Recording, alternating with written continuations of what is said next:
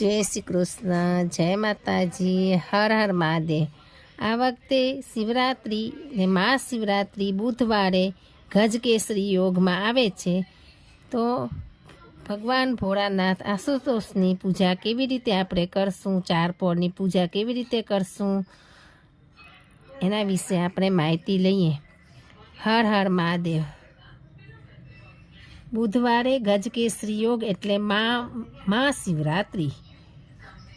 તારીખ 26 ફેબ્રુઆરી મહાવદ તેરસને બુધવારે મહાશિવરાત્રિ પર્વ ઉજવાય છે।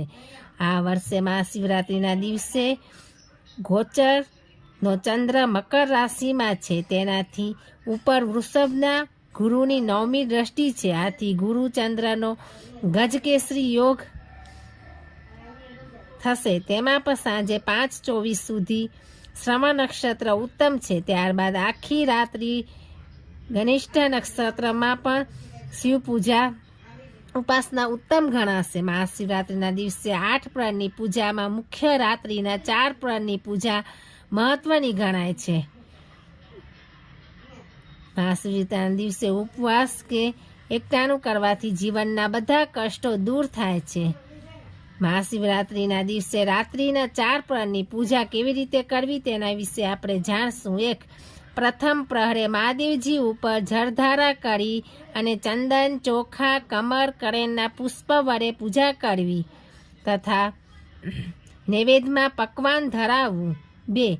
બીજા પહોરમાં મહાદેવજીને જળ ચડાવી અને બીલીપત્ર અર્પણ કરવા તથા શ્રીફળ અર્પણ કરવું। 3. ત્રીજા પ્રહરે મહાદેવજીને દૂધ તથા જળ ચડાવીને ઘઉં તથા આંકડાના પુષ્પો અર્પણ કરવા તથા માલપુઆનો નૈવેદ્ય તથા દારમ ધરાવવું, ત્યારબાદ બીલીપત્ર અર્પણ કરવા। 4.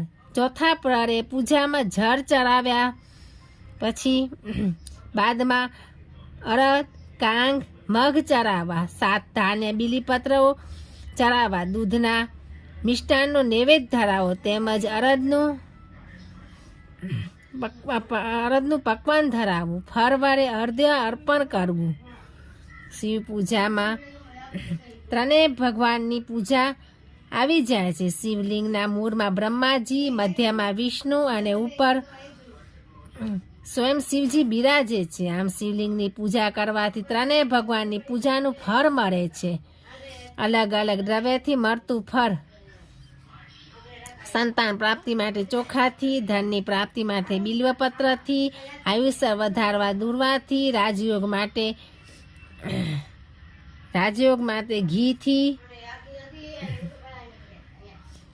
સર્વ મનોકામના સિદ્ધ થઈ જાય છે। માટે નવગ્રહની શાંતિ માટે કાળા તલ, સુખી દાંપત્ય જીવન માટે સાકરના પાણીથી અને ડાયાબિટીસ જેવી બીમારી દૂર ઓછી કરવી હોય તો શેરડીના રસથી અભિષેક કરવો જોઈએ। રાશિ પ્રમાણે પણ મહાદેવજીને પૂજા કરવાથી આપણને રાશિ પ્રમાણે ફળ મળે છે। હવે આપણે રાશિ પ્રમાણે કેવી રીતે પૂજા મહાદેવજીની કરીશું, એટલે મહાદેવજી આપણું પ્રસન્ન થશે તેના વિશે જાણશું। પ્રથમ મેષ રાશિ। અલ ઈ શેરડીના રસથી તથા સુખડીનું નૈવેદ્ય ધરાવવું। 2. વૃષભ રાશિ। બવુ સાકરવાળા પાણીથી, દૂધથી પેંડાનું નૈવેદ્ય ધરાવવું। સાકરવાળા પાણીથી અભિષેક કરવું અને દૂધનું અથવા પેંડાનું નૈવેદ્ય ધરાવવું। 3. મિથુન રાશિ। ક, છ, ગ કાળા તલથી તથા દૂધથી સકડિયાનો શીરો ધરાવવો। 4. કર્ક રાશિ। દ ને હ દૂધથી તથા સાકરવાળા પાણીથી અભિષેક કરવો, નૈવેદ્યમાં રાજગરાનો શીરો ધરાવવો। 5. સિંહ રાશિ। મ ને ટ ઘી તથા ચણાની દાળની સાથે ચણાની દાળની બનેલ વસ્તુનું નૈવેદ્ય ધરાવવું। 6. કન્યા રાશિ માટે પઠણ મધથી તથા દૂધથી અભિષેક કરવું, નૈવેદ્યમાં દૂધપાક ધરાવવો। 7. તુલા રાશિ। ર ને ત શેરડીના રસથી અભિષેક કરવો, દૂધની મીઠાઈ નૈવેદ્યમાં ધરાવવાની। વૃશ્ચિક રાશિ। ન ને ય બિલ્વપત્રથી તથા દૂધથી અભિષેક કરવો, નૈવેદ્યમાં તલની વસ્તુ ધરાવવાની। 9 ધન વાળાને શેરડીનો રસ તથા સાકરવાળું પાણીનો અભિષેક કરવું, નૈવેદ્યમાં અરદિયા ધરાવવા. 10 મકર રાશિ ખ અને જ કાળા તલથી અભિષેક કરવો, માલપુઆ ધરાવવા, નૈવેદ્યમાં માલપુઆ ધરાવી શકાય. 11 કુંભ રાશિ ઘ સ કાળા તલ સાકરવાળું જળ અભિષેક કરવાનું તથા મધથી અભિષેક કરવાનો, નૈવેદ્યમાં અરદિયા ધરાવવાના. 12 મીન રાશિ દ ચ જ થ ઘી તથા દૂર્વાથી અભિષેક કરવું, દૂધથી અભિષેક કરવું અને નૈવેદ્યમાં પીરી મીઠાઈ ધરાવી. હવે નિશિતકાળ આપણે ક્યારે છે માસી તે જાણશું. નિશિતકાળ રાત્રે 12:29 થી 1:17 સુધી છે. આ સમય પર શિવજી ઉપર પૂજા અભિષેક કરાવી શકાય છે, જે ઉત્તમ ફળ આપનાર છે. રાત્રિના 4 પહોરની વિગત. રાત્રિના 4 પહોર કેટલા વાગ્યાથી કેટલા વાગ્યા સુધી છે તેની આપણે માહિતી જાણશું.